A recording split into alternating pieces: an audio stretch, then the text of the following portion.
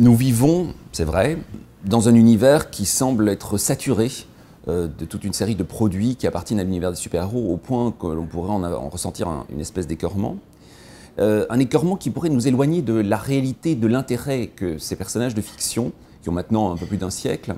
peuvent présenter pour la pensée, peuvent présenter pour la compréhension du monde contemporain. Et avec un certain nombre de personnes, on s'est posé la question de se dire, est-ce qu'il n'y aurait pas moyen quand même de parler des super-héros différemment, d'en parler pas comme des simples spectateurs, mais de les mettre au travail pour tenter à chaque fois de comprendre ce qu'un super-héros, un personnage, Batman, Superman, Spider-Man, Doctor Strange, même des super-héros qui sont des super-héros dont l'appartenance à l'univers des super-héros semble questionnable ou semble étrange. Et puis on s'est dit, tiens, est-ce qu'il n'y a pas moyen de suivre chacun de ces personnages, un par un, et de montrer comment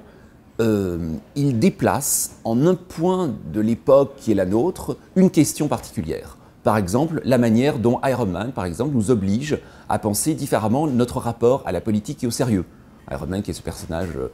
évidemment le personnage de Tony Stark, flamboyant, séducteur, dragueur, prétentieux, etc., etc., dont la désinvolture à l'intérieur du jeu géopolitique du monde contemporain fout un peu tout en l'air. Bon, bien, se poser la question de savoir, est-ce que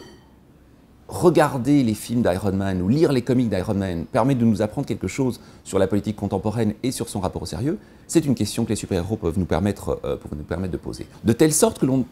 puisse en finir, en regardant le monde des super-héros dans sa globalité, par véritablement dessiner une cartographie des enjeux du présent, une manière de mettre la culture populaire en jeu, de telle sorte que ce soit la culture populaire elle-même qui finisse par nous apprendre sur le présent ce que la culture savante est incapable de nous apprendre.